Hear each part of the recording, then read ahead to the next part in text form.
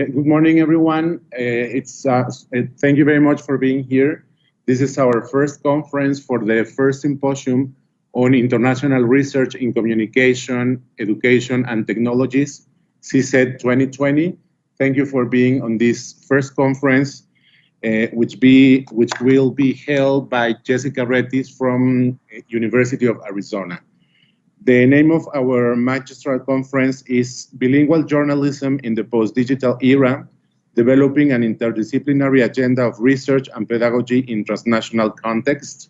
And as I said, our speaker is Jessica Retis. I will present her abstract. Jessica Retis is Associate Professor in the School of Journalism and Director of the Masters in Bilingual Journalism at the University of Arizona. She's affiliated faculty with the Center for Latin American Studies and the Human Rights Practice Program at University of Arizona. Retis holds a major in communications by the University of Lima, Peru, and a master's in Latin American Studies by the National Autonomous University of Mexico, and a PhD in contemporary Latin America by the Complutense University of Madrid, Spain.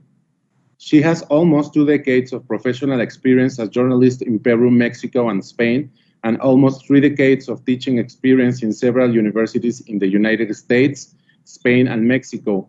Her areas of research include Latin American international migration, diasporas and transnational communities, cultural industries, ethnic media, diversity and the media, Latin media in Europe, North America and Asia, bilingual journalism, journalism studies, and journalism education.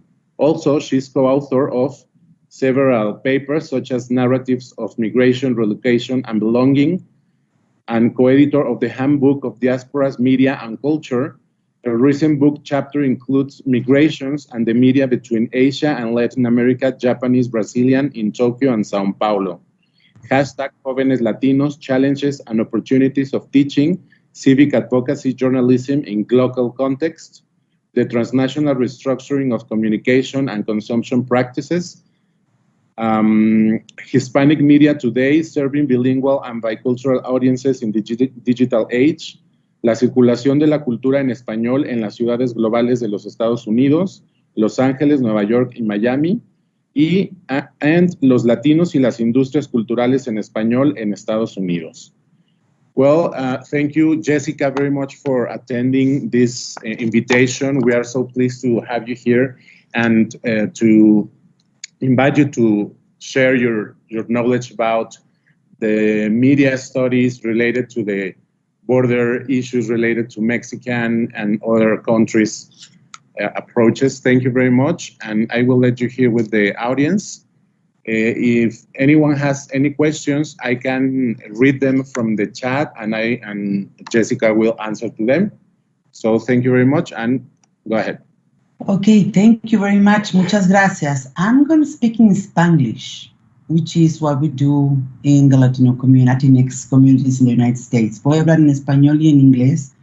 A veces voy a hablar en inglés, a veces voy a hablar en español, and sometimes I'm going to speak Spanglish, like right now, which is what your fellow Mexican immigrants and US-born Mexican Americans do on their daily life. Entonces es muy importante para mí empezar reconociendo esto, que los latinos somos multiculturales, bilingües, a veces multibilingües, and that's the beauty of our groups, because we are very diverse.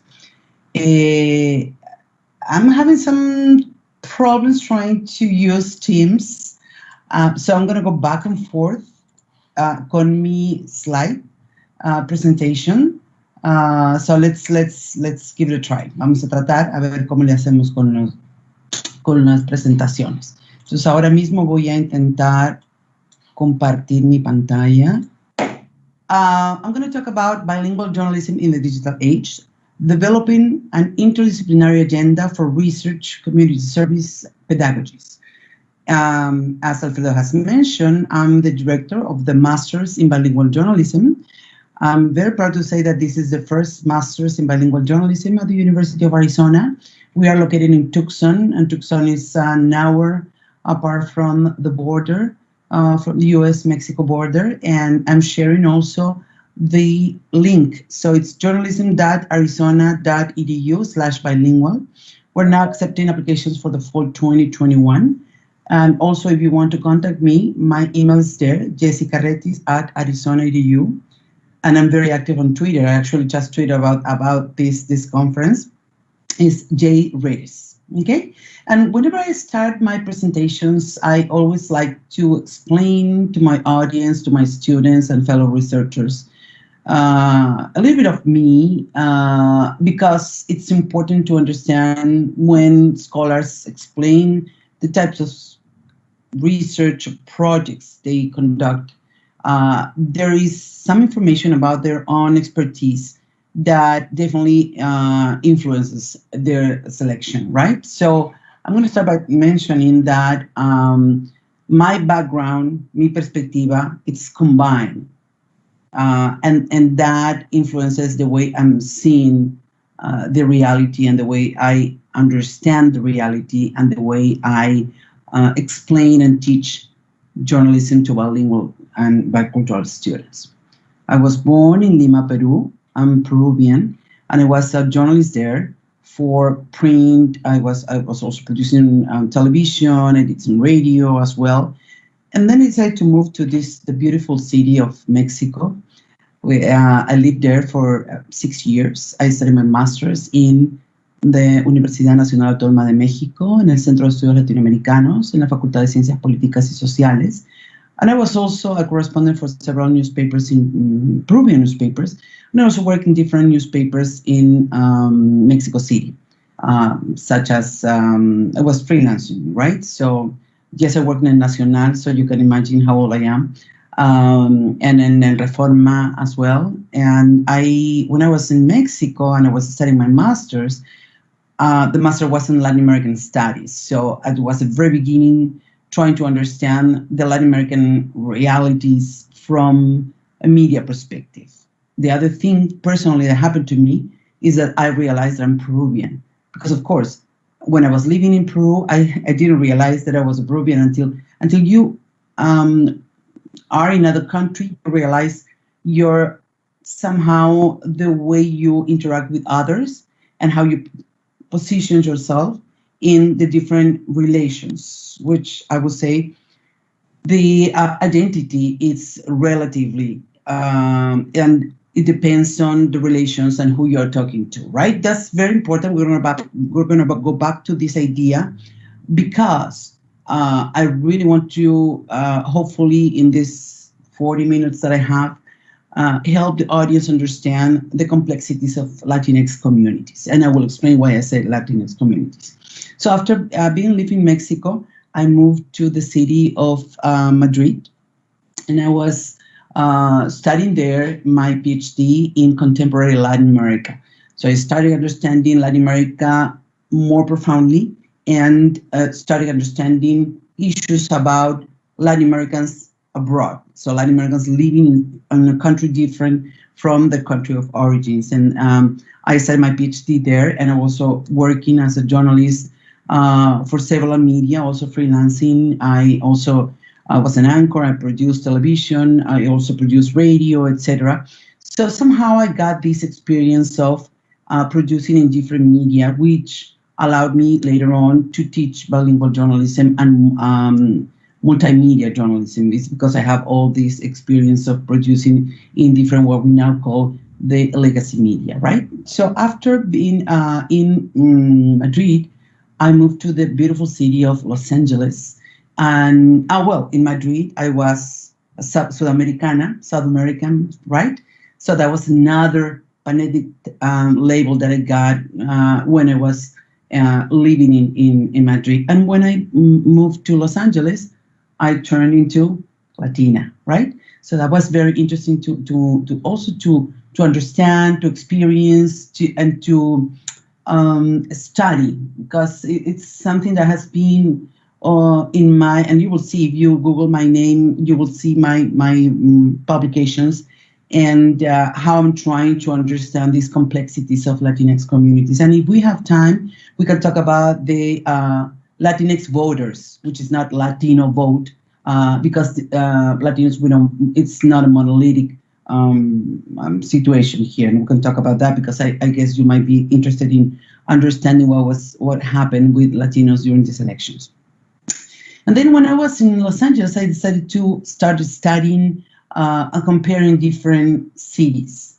And I conducted research in Los Angeles, in New York, and in Miami. So you will see that most of the research that I have produced, it's basically trying to understand these global cities with large Spanish language population. Es muy importante entender estas ciudades que reciben poblaciones hispanohablantes y cómo interactúan estas poblaciones hispanohablantes en diferentes etapas del proceso migratorio o también en diferentes circuitos culturales. Entonces, por eso encuentran otras investigaciones que también hablan sobre estos temas en las publicaciones que hago. But then, 3 years ago, I decided, I was already understanding Latinx communities in Europe, Latinx communities in the global cities of the United States, so I will go to try to understand other realities in different parts of the world.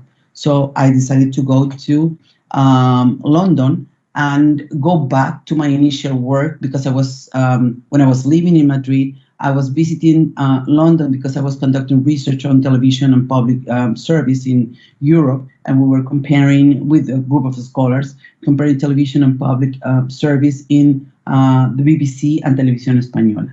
And all of these several visits that I conducted and interviews that I conducted in London helped me understand and witness the initial growth of Latin communities in London. And that's something that kept my eye. I kept coming back to London frequently to conduct research there. And then I decided to understand what was going on in Asia. So I started learning Japanese. And back in Mexico, when I was in Mexico during the master's degree, I needed to have a third language, and I decided to learn Portuguese. I studied Portuguese in UNAM, Mexico. And at that time, I was very young, and I didn't realize why and how important was going to be my expertise in that particular language. And I understood that when I moved to Japan, because the majority of Latin American immigrants in Japan are from Brazil. So that research project, I conducted research in Tokyo, in Sao Paulo, and I moved back to Lima, Peru. So it is very interesting for me, and I don't know how to stop sharing stop sharing here. There we go. Now you can see me, right? Can you see me? Yes. Perfect. Okay, so basically what I'm trying to address with this is basically what I'm trying to do is trying to understand Latinx audiences in transnational context. And how I do this, I try to see and examine and understand the similarities, but also the differences that are in the different Latinx communities that are living abroad. So if we were in person, I will ask my audience who has a family member in the United States, from all the ones that are listening to me that are in San Luis Potosí. I don't know if we can do that exercise. I have no access to the chat, but if you can just raise your hand in the digital way in the chat, Alfredo will tell me, okay? Would you mind just putting the hand or whatever teams use, whatever system team use to have participants answer? My question is, do you have a family member or someone from your neighborhood that is living in the United States? And if so, where are they? In New York, in Chicago, in Miami, in Los Angeles? Please tell me while I'm keep talking, and then I will ask Alfredo to tell me the answers. Okay. So basically, what I try to do is understand all this mobility of people and how do I do this. I do this by trying to explain two couple of things, and then I'm going to share again my screen so I can show you this, right? So I conduct research on international migration and news media studies. So, la demografía, la historia, la política económica, los estudios culturales y la sociología. And using all these, I try to understand how I can put media studies in this context. So I examine news media representation, Latinx communities, news media coverage of Latinx Hispanic communities, media production, and media consumption. So in general, I study sociology of news media, que en inglés sería la demografía, el contexto histórico contemporáneo, la economía política, los estudios culturales y la sociología. Yo estoy muy interesada en entender los medios informativos y las industrias culturales.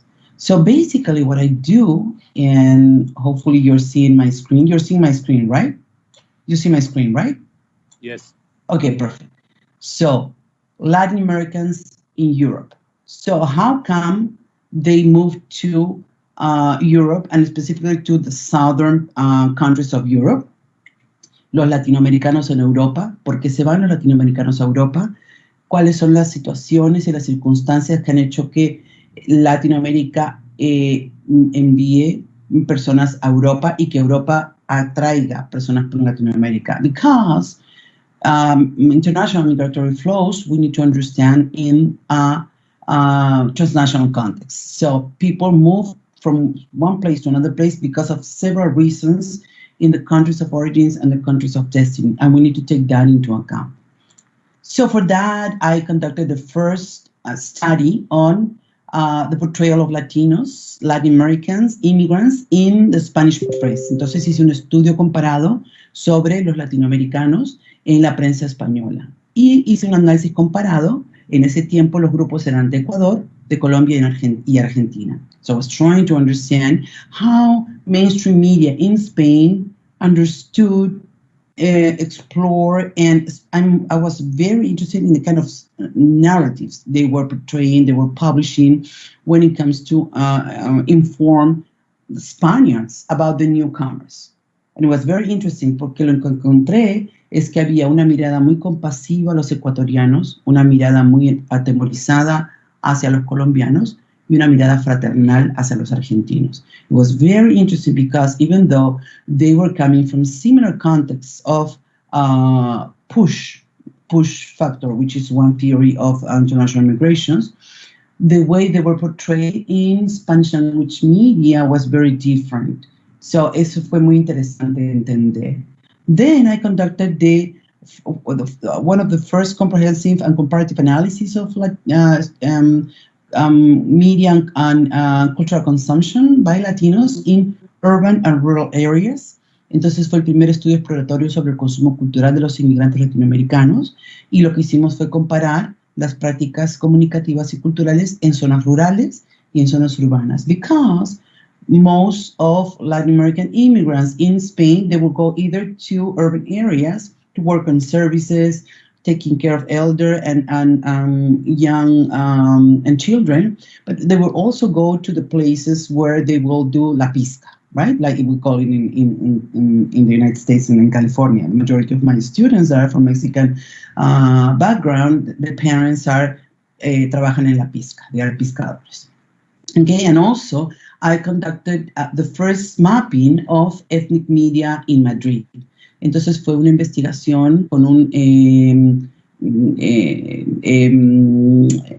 una encuesta, a survey, and participatory observations. Hice prácticas de observación participante. All these are available on PDF online because the way I think about my publications is I conduct research and I publish because I want to share this information with people. So hopefully this information will be utilized, right? So this is why, again, if you Google me or if you want me to share the link, this is my Twitter, J Retis, and this is my email, Jessica Retis, Arizona. So, representación de los medios latinos en ciudades globales y consumo de medios latinos. So I'm very proud to say that part of my research on Latin Americans in Europe, I just published this book. Acabo de publicar este libro con mi colega Patria Román Velázquez. The title is Narrative of Migration, Relocation and Belonging, Latin Americans in London.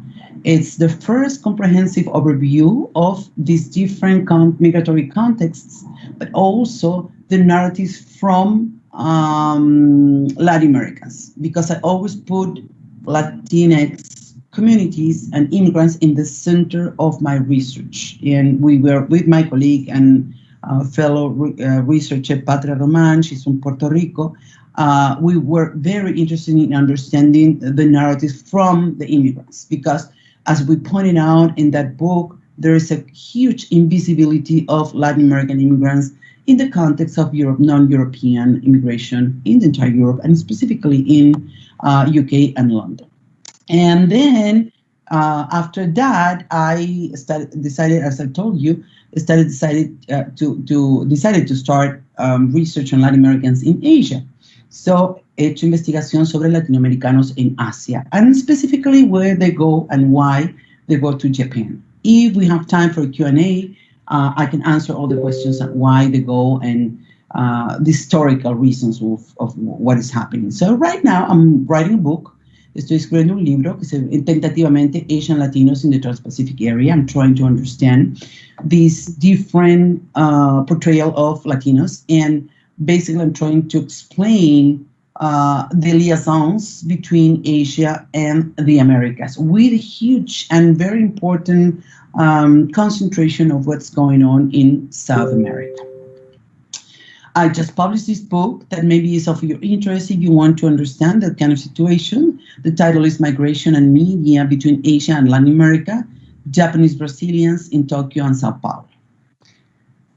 My next project, and I'm prepping for doing that, I'm trying to understand the liaisons between Latin America and Africa, and how come the history will help us understand the diversity of Afro-Latinos, but also the new waves of Africans coming to Latin America, because that is already happening, okay? And one of the reasons I'm doing this, it's already explained in the chapter that I published in the Handbook of Diasporas, Media and Culture that I co-edited with my colleague and very good friend Rosa Zagaroseno. She's in Westminster University. And my title is the title of my chapter is Homogenizing Heterogeneity in Transnational Contexts, Latin American Diasporas and the Media in the Global North. So what I'm trying to do in this chapter is explaining how diverse Latin American groups are and how we are also diverse when we move abroad. Okay, so that's the main purpose of that particular chapter. And then we're going to talk about Latin Americans in the US, because I'm talking to people in Mexico, and then I think it's the main reason why I wanted to talk to you is to explain, hopefully, not in detail because we don't have time, but give you some ideas in understanding what's going on in this part of the border, right?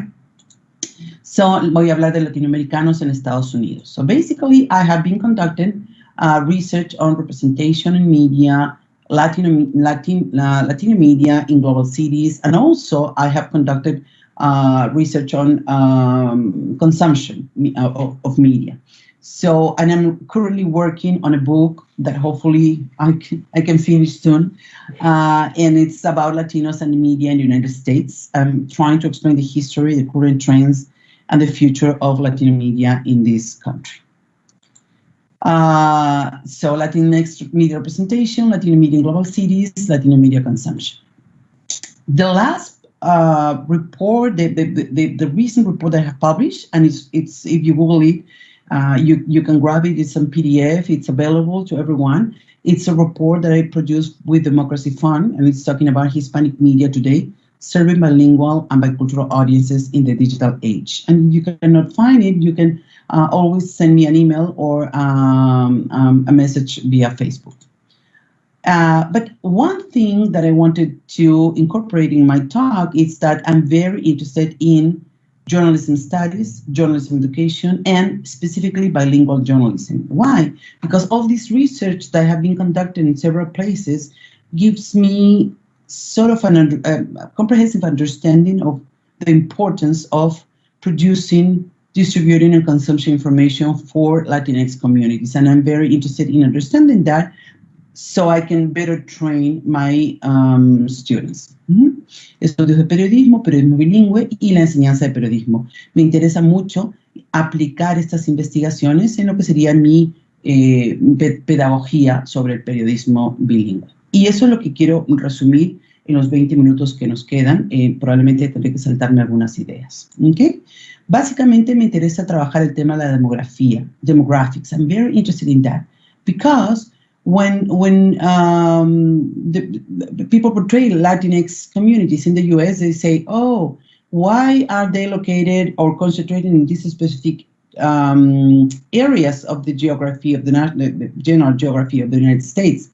And I always start my classes telling my students, well, there are two main important reasons why we do have these groups of people in these particular areas. And one is el Tratado de Guadalupe in 1848. Es toda esta parte de Estados Unidos, antes fue México, right? And the other one is 1984, which is esta parte de Estados Unidos que ahora es Puerto Rico, ¿verdad? So basically what I'm trying to express is that U.S. Latinos started being connected with Latin American immigrants, but also with Latin America. And this is one of the ideas that I want to address, and hopefully we can explain that in our Q&A. Los latinoamericanos no rompemos nuestras relaciones con Latinoamérica. Latinoamérica no rompe las relaciones con los inmigrantes. Es al contrario, se establecen unas conexiones transnacionales. And that is very important to understand when you think about media, news media production, distribution, and consumption. So I'm going to go here. And when it comes to bilingual and biculturalism, it's very important to understand that the United States is almost the second country with Spanish language speakers.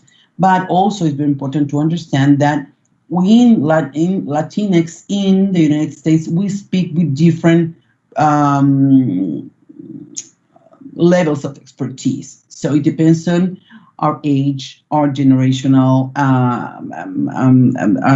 when we came to the United States, if we have been instructed in Spanish or in English, etc. One of the things that I want to address is that Spanish is still the most spoken foreign language in the United States, and it's going to be this way for so many years. So there's still a huge population of Spanish language speakers. This data comes from the Pew Spanish Research Center, so it's also available, and I have used those in my reports. If you are interested in that, you can always read the reports that I publish. Also, it's important to understand the English law. We don't have time to go to this. But basically what I want to explain is this idea on Latinx as consumers or as citizens. So look at these numbers. Sorry about this one. The political citizenship. So this is oldie because we need to update that with, I'm very excited about incorporating the actual, the final counting of Latino votes. But in general, I would say that until now, out of the 100% of Latinos that live in USA, half are eligible to vote and only half will cast their votes. This is the first elections where Latinos have surpassed that usual trend into casting their votes. So there's something interesting there. And also we need to understand that even though we don't have the right to perform a political citizenship and cast our votes, the 100% of our citizenships go through the economics because it's around 1.5, 1.7, 1.8, the amount of spending power that Latinx communities have. And this is important to understand because that's a huge force. So maybe the force is not that specific in the politics, but it's in the economy. So we consume whether you have documents or not, whether you have your permit or your visas. If you are living here and you're living and you're working, you are consuming. So the result is that 100% of people living here are participating of the production of this country, right? And in the middle of that is the cultural citizenship, the right to know and speak, and that's why Latinx media is so important, We don't have much time to go to some of the questions, but I want to talk about the media representation. So, despite the growth of Latinx communities in the US, we still remain invisible or not existent. So there is only few stories about Latinx, only with peaks like this week, right? When they are interested in what happened in Florida, what happened in Arizona, what happened in California, what happened in Pennsylvania, and there are peaks of interest, journalistic interest. But in general, if you see the trend, it's a few stories about Latinx media representation. And when we appear, we tend to be in stereotyped forms. So metaphors of invasion, social conflict. Women, we are almost invisible. And when we do appear in stories, we are portrayed as victims or hypersexualized. Youth, in general, invisible in the news media coverage. And when they appear, is because of social conflicts. The other thing that we need to take into consideration is that Latinx communities have little participation in mainstream media and few opportunities to express themselves or to contribute to alternative points of view. So that's very important for us to understand, because that's one of the reasons we still have the trend on this little participation of media's Latinx in media. And that, if we move that to media representation of entertainment, is quite the same, because we do have a problem on accessing to the production machinery of this, and also in news. And that reflects the problem that newsrooms in the US have, which is it's a pending task in diversity in the newsrooms. If you don't have the people that are more well prepared into understanding diversity issues, equity and inclusion, then the narratives will go in a certain way. So I'm very interested in changing that trend, and which is why we are starting a bilingual journalism program, master's program at the University of Arizona. We don't have much time to talk about all the history of Latino media in the US. I invite you, los invito a leer el reportaje, el reporte sobre Spanish Media Today, and you will have all the information there. Pero les quiero contar que tenemos más de 212 años de periódicos, 90 años de radio, 60 años de televisión, una década de online and digital, and como 6 o 7, casi 10 años de social media. And that is important when you try to map Latinx media in the United States. You need to understand that ownership can be private, public, community-based, grassroots. El lenguaje puede ser español, English, or Spanglish, like I'm doing for this presentation. Geography can be national, local, hyperlocal, not transnational or translocal. There are some radio being produced in the United States that is being produced very local and is consumed very local. So we have plenty of these experiences. And I'm going to jump into what is going on with bilingual journalism. So Latinx news media have several challenges, like the business model. There is an advertising crisis, staff reduction, increased workload for journalists, and fewer resources in reporting. But on top of that, there are a couple of good examples, and I have been actively participating in these. Hashtag Somos LAT, Latino journalists that try to address the issue of the Los Angeles Times, and how they should incorporate more Latinos in their different areas of the newsroom in Los Angeles. And the same with Arizona Republic. It's the Latinos that are participating in these types of media, mainstream media, are arguing that we need a change. And as professor of journalism and as educator and working in a public university, I think we can have a say in this changing of the context, and which is why we are proposing this idea of producing bilingual, right? So bilingual production, report in English, sources, subjects, documents, reportear en español, los sujetos, las organizaciones, tener una visión transnacional, es complicado muchas veces. We need to help students and future reporters understand the transnational perspectives, the countries of origin, porque es importante que si hay elecciones en Guatemala, los guatemaltecos que viven en Los Ángeles van a tener una relación con esa decisión. Why is it important to understand what's going on in Puebla or in Veracruz, because we're having people from Puebla and Veracruz living in Queens, right, from Mexico. So, entonces hay unas relaciones translocales that journalists should understand and have to understand and must understand para poder hablar, entender mejor las realidades de los latinos. And I'm going to jump into this example. This is my student, it's Rigoberto Villalobos. Look at this, he's my former student, he's from Mexico, yeah. And he is reporting about coronavirus in Spanish, está reporteando sobre el coronavirus en español, and he's also reporting coronavirus in English. So this is the reality of our Latinx students, journalism students. Rigoberto puede ser perfectamente un ejemplo, y es no porque sea mi alumno y esté muy orgullosa de su trabajo, pero hay muchos otros periodistas que they go back and forth with the language and they can be switch from English to Spanish. And we need also Latinx students and journalists to understand and report in English, also to get, as I've shown you, the information within the mainstream media. That's very important. And we have several other examples of these, like Al Día, que está produciendo en inglés y en español, o también está, por ejemplo, es USA, oh my gosh, se me va el nombre del medio.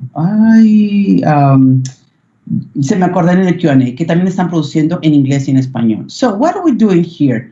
And this is a quote from, I just sent this, this is a sneak preview, una pequeña muestrita de cómo conceptualizo yo el Latinx News Media. Latinx News Media is a product of bilingual journalism practices that require bilingual competencies to gather, assess, present, and disseminate news and information about or relevant to Latinx communities.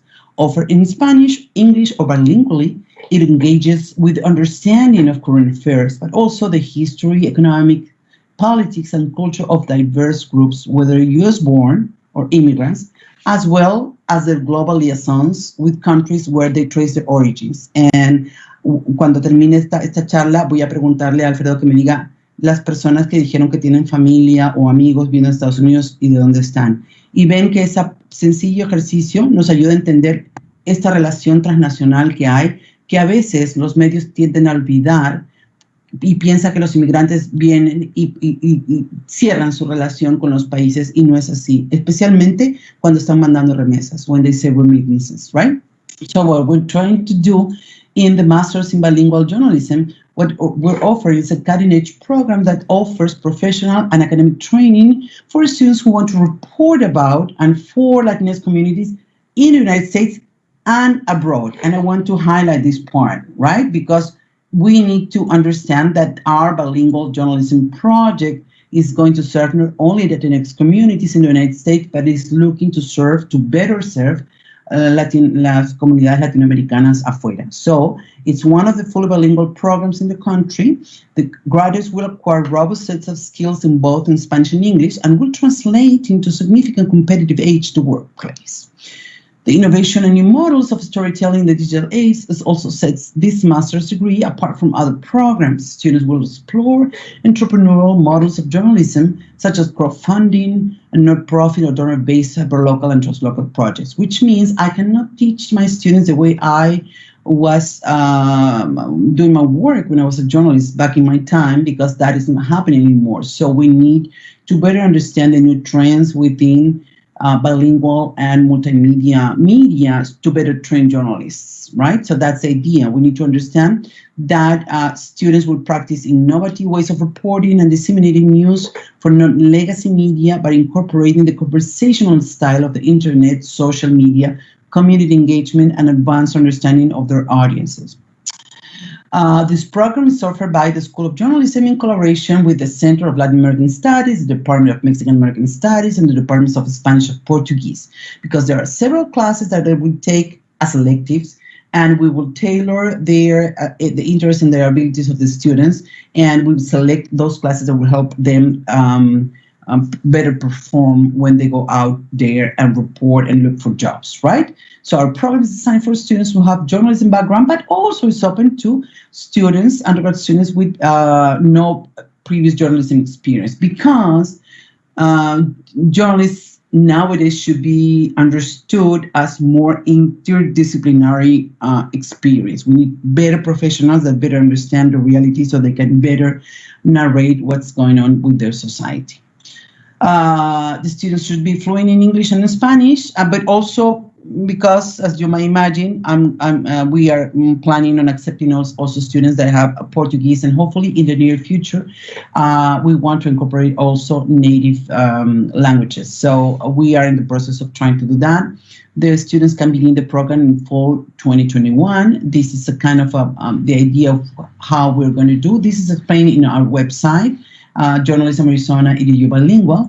And this is, for example, the class that I'm teaching today, this semester. And actually today, in a few hours, I'm going to meet with my students, and we're going to, again, dissect what happened with Latinx voters in these elections, right? And this is Latinx and news media in the United States. And next semester, I'm going to be teaching a class that is titled Global Latinx Diasporic and Transnational Media in Latin America, Europe, and Asia. So I'm going to explain to students not only why Latin Americans go somewhere else, but also we're going to talk about Latin Americans that move within the Latin American country. So to end, interdisciplinary agenda of research and community service pedagogies behind the creation of the first master's in bilingual journalism in an Hispanic service institution. We like to address the challenges and opportunities in designing, programming, recruiting, and funding, and promoting innovative educational plan in the Southwest. And we are still exploring areas of collaboration with other units at the university. And this is what I have for you today. Muchas gracias. Y si tienen alguna otra pregunta de la que quieran hablar o que quieran profundizar, pues estoy disponible con mi email, jessicaretis@arizona.edu, siempre disponible en mi Twitter account, jretis, y ahí está el link de la maestría en periodismo bilingüe, journalism.arizona.edu/bilingual, or journalism.arizona.edu/bilingual. Thank you very much. Thank you, Jessica. Thank you very much. Well, our audience is telling us that they have relatives or friends in Ohio, in San Antonio, Texas, Pennsylvania, LA, Chicago, Houston, and other parts of Texas again, Chicago, Boston, Houston, Atlanta, San Diego, Florida, Houston, Texas, Atlanta, Arkansas. People from our Facebook profile is also writing us. They have relatives in Atlanta, Arkansas, Westlaco, Texas, LA, and well, I think that's it. But many people has relatives or friends in the States.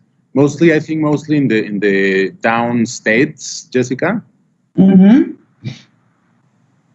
Well, it is interesting because some of those should remain the same, but some of those connections will move, because that's another thing. We are moving from geographical concentration to geographical dispersion. And that will be some of the explanations that we can address when we think about the results of the elections, right? So, si yo doy esta charla en 5 años, muchas personas estarán diciendo, bueno, tengo familiares o amigos o vecinos, o el primo de la amiga de mi tía está en Georgia, o está en Ohio, o empezaremos a ver más hacia los estados más centrales, ¿no? Y eso hará también una diferencia en la manera en que los resultados de las votaciones también se verán influenciadas por esos cambios. Agradezco a todos los que han compartido dónde están sus... Una pena que no pueda ver los comentarios, pero bueno. Okay, Alexia Guevara. Hi, Alexia. She's asking, how can we contribute to change the fact that we are being perceived as invisible? We in Mexico? Yeah. Okay. So, es importante porque esto también ocurre en los mainstream media de Latinoamérica.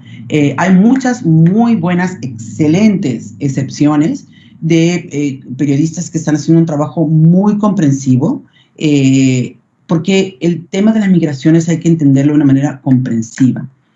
Los inmigrantes no son una amenaza para los países en los que están. Y lo digo a my fellow Mexicans because we have Central American immigrants in Mexico as well. So there is a reason why immigrants move from one place to another. So I would say the better way to collaborate in this is to have these type of conversations, read alternative media as well, read all this information, avoid misinformation, because we are in the digital era, we're struggling with misinformation. No se crean todo lo que aparece en WhatsApp. Esto es muy complicado. Tenemos gente mayor que publica y se cree cosas que aparecen en un meme o en porque le dijo la tía de la prima de la amiga o el primo del amigo del tío del cuñado del vecino. And we have this problem right now, not only in the United States, but also in Latin America. Es como nuestro nuevo reto, ¿no? Combatir la desinformación y la misinformation. How do you translate misinformation? ¿Cómo se dice en español? Misinformation puede traducirse como desinformación. Porque nosotros tenemos misinformation and disinformation. So, una es con intención y otra es no con intención, como que se les pasó, ¿no? Okay. Also, Dr. Retis, this question is from Ted Fisher, also one of our main speakers this symposium, also from the United States of America. Do you think these approaches will also benefit those focused on documentary production? Yes, because that's one of the problems that we're facing with daily journalism routines. So because we're struggling with this critical downplay of advertising and the crisis from 2008 and what happened in 2010 and the new crisis, etc. So there's less and less money in the newsrooms, but there's more pressure for journalists to produce. So we are seeing less street journalism, like people going to journalism because they have to produce online. So we are seeing more desk journalism, right? Like they have to do everything online, etc. So in this context, the production of documentaries that hopefully will keep having funding from non-profit organizations or crowdfunding, etc., they are producing actually the more in-depth, long forms narratives that are addressing key issues in the understanding of this situation. And I truly believe that documentaries are key in the understanding of equity, diversity, and inclusion, are fundamental in this. And people that are producing this, I just participated in the festival, the Latino Film Festival in Minneapolis, and I was interviewing, he's Mexican, El Purgatorio. It's a documentary about the US-Mexico border, and it's a very interesting perspective of the border with a voiceover, con un narrador, y luego entrevistas con las personas que viven en la frontera, pero de una manera muy que te deja a la audiencia entender la frontera de una manera muy distinta. Entonces, y esto ocurre porque Rodrigo es mexicano inmigrante en Estados Unidos, se formó en Estados Unidos, siempre va back and forth, es absolutamente bilingüe, entonces puede tener esta perspectiva más transnacional. I think that's the way to go. So we need, instead of walls, we need bridges, because we need to understand how people in Mexico can also be helpful with Mexican people in the United States and the other way around. Thank you. And also fictional movies, not only documentaries. Exactly. Thank you, Jessica. Okay, doctor Carlos Roque también hace un comentario, habla de la diversidad de los flujos migratorios en una región como San Luis Potosí, ya que los flujos en nuestra región se han extendido por casi toda la Unión Americana. Entonces, bueno, igual no es como esta migración pues de latinos, pero particularmente de nuestra región, que bueno, pues hay una gran cantidad, ¿no?, de personas. Dice el doctor Roque, en San Luis Potosí el proceso migratorio añejo, ¿no?, como lo podríamos conocer. Y Sara Carolina Gordoa, will the University of Arizona have online programs to improve our English? How can we get a work visa? Cheers. Uy, mándame un email. Jessica Retis at Arizona EDU and J Retis on Twitter. Puedo contestar esas preguntas porque es challenging, pero es doable. Porque hemos tenido un periodo, como ustedes saben, que pues por COVID y por muchas otras razones durante esta administración, que se han ralentizado los procesos de las visas, etcétera. Y sí estamos pensando en hacer propuestas también híbridas y online.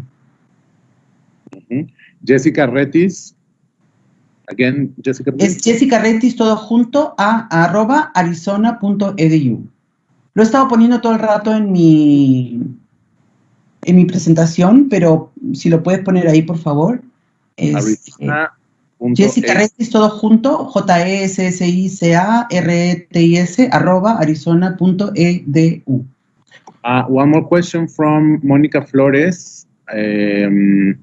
Felicitaciones a la doctora por su estudio. Quisiera conocer cuál fue la metodología utilizada para este estudio tan amplio y global, y también cuál es la tendencia en temas, en medios que le interesen a los migrantes, quizá la política, o cuáles otros. A ver, la metodología de los estudios han sido variados, ¿no?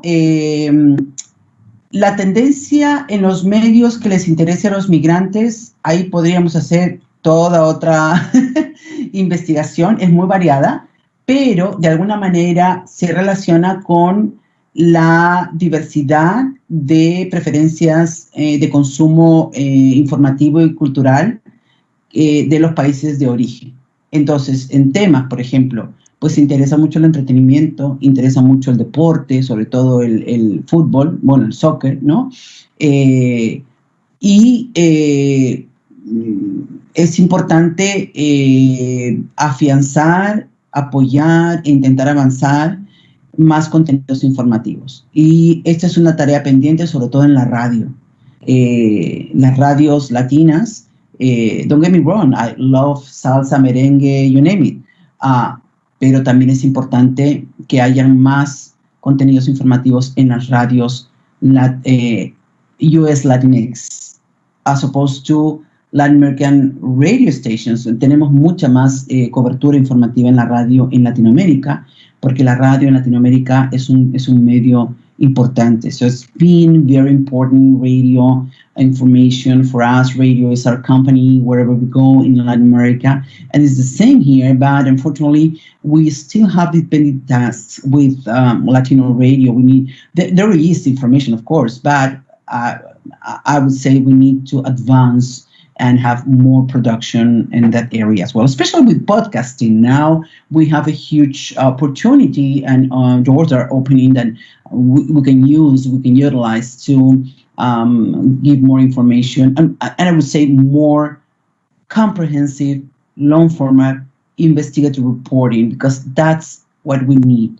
We cannot let misinformation and disinformation be such a big issue in our news mediascape right now.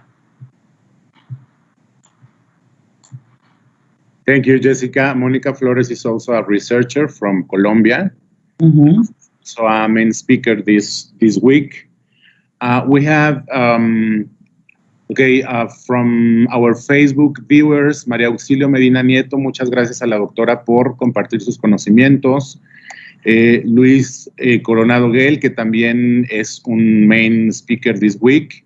Muchas felicidades a la doctora Jessica por su excelente presentación. Y tenemos una pregunta también de Facebook, de Jesús Galarza Puente. Quisiera preguntar si el periodismo de escritorio, en quotes, no haría que la visión del mundo real se viera deformada y con ello perdiera objetividad.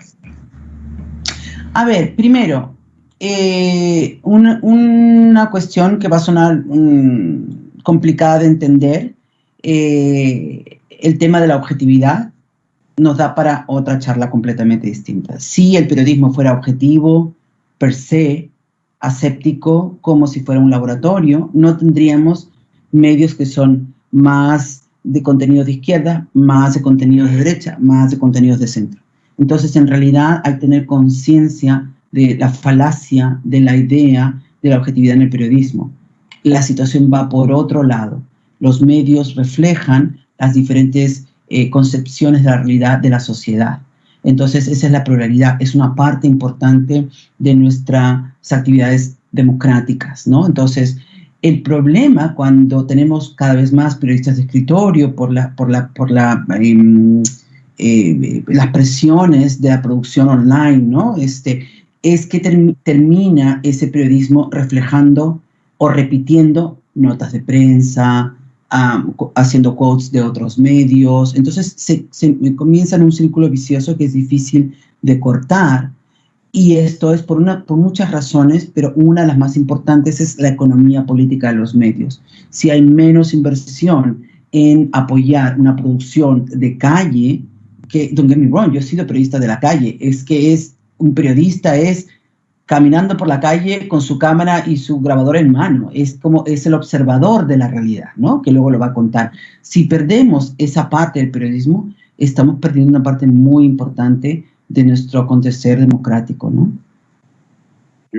Otra pregunta de Facebook. En algún momento, de Aida Ramos, perdón, en algún momento se reconocen en esos trabajos la parte emocional, tanto de las personas que investigan sobre migración como la de las personas que aportan a la investigación.